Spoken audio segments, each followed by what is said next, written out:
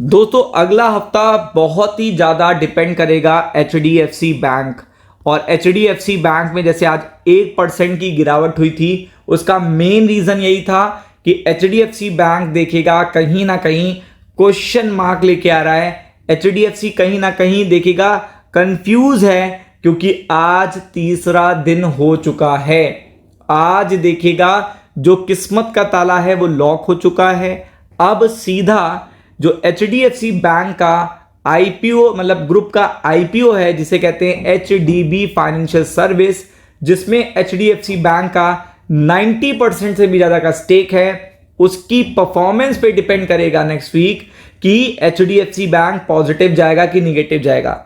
लेकिन जहां तक इंफॉर्मेशन ये आ रही है कि ये IPO खुलने के बाद नीचे जाएगा और अपने गेन्स को लूज कर देगा, और गेन्स ना के बराबर हैं। आज जो गेन्स हैं ग्रे मार्केट प्रीमियम में, वो देखेगा ना के बराबर है, जो बहुत बड़ा क्वेश्चन मार्क है नेक्स्ट वीक के लिए HDFC बैंक के लिए। जब देखेगा, मान लीजिए आपके पास कोई 2 गाड़ी हैं, 3 गाड़ी हैं, तो अगर मान लीजिए आपकी उन गाड़ियों की कीमत बढ़ रही है तो आपकी वैल्यू भी बढ़ेगी, और अगर उन गाड़ियों की कीमत कम हो रही है तो इसका मतलब आपकी वैल्यू भी कम होगी। तो सेम चीज है कि अभी तक IPO आया नहीं था तो HDFC बैंक ने अपने ऑल टाइम हाई को टच किया है। क्या किया है?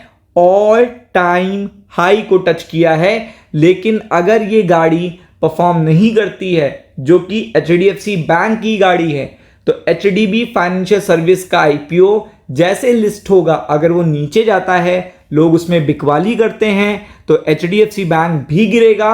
और आपको पता है कि HDFC बैंक गिरेगा तो निफ्टी बैंक पे भी असर पड़ेगा, निफ्टी 50 पे भी असर पड़ेगा।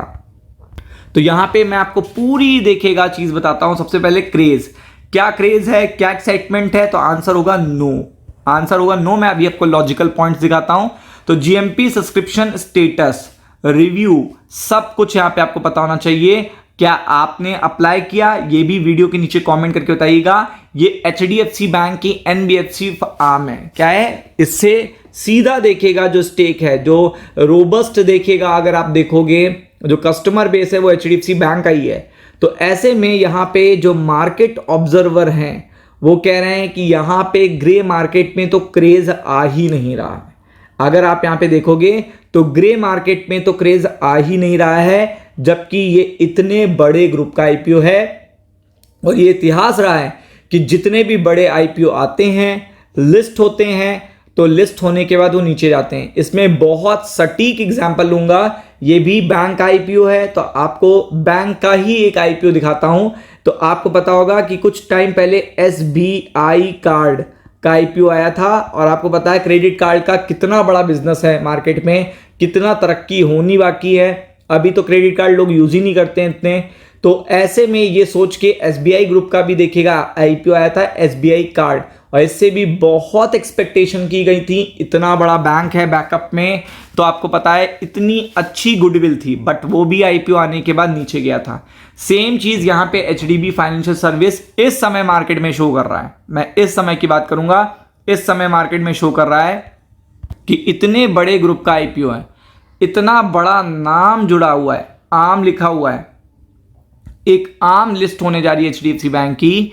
और प्राइस बैंड भी, पहले अनलिस्टेड प्राइस तो देखिएगा 1200 के ऊपर था, लेकिन प्राइस बैंड भी इतना अच्छा रखा है 700 से 740 के बीच में, और इससे 12,500 करोड़ रेज करने की उम्मीद है। तो ऐसे में इसका IPO कैसा परफॉर्म करेगा? क्या खुलने के बाद ये नीचे चला जाएगा? क्या ये पूरी तरीके से देखेगा मतलब एक्साइटमेंट को अपने खत्म कर लेगा? ये सबसे बड़ी बात है। तो इसका आंसर है हाँ, ये पॉसिबल है, क्योंकि ग्रे मार्केट में जो इसके देखिएगा सेंटीमेंट है वो 50 रुपए पे प्रीमियम आ चुका है। मतलब 10% भी नहीं, 5% के आसपास।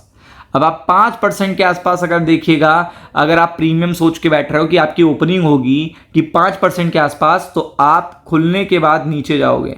आप खुलने के बाद नीचे चले जाओ तो ये कोई बड़ी बात नहीं होगी, कोई बड़ी बात नहीं होगी। तो यही चीज है कि अगर आप देखेंगे 75 रुपए था IPO का ग्रे मार्केट कल, और आज थर्ड डे पे 50 रुपए हो चुका है, जो बता रहा है कि next week HDB financial service का आईपीओ निराश कर सकता है, और ये निराश करेगा तो सीधा निराश होंगे देखिएगा जहां पे आपको पता है एचडीएफसी बैंक, क्योंकि सब्सक्रिप्शन में कोई एक्साइटमेंट नहीं है, तो ये बड़ी बात है। और एचडीएफसी बैंक अगर निराश होगा तो निफ्टी बैंक निराश होगा। 29% का स्टेक है, और आप देख सकते हैं निफ्टी में 13% का स्टेक है, तो be prepared for it. Ram Ram.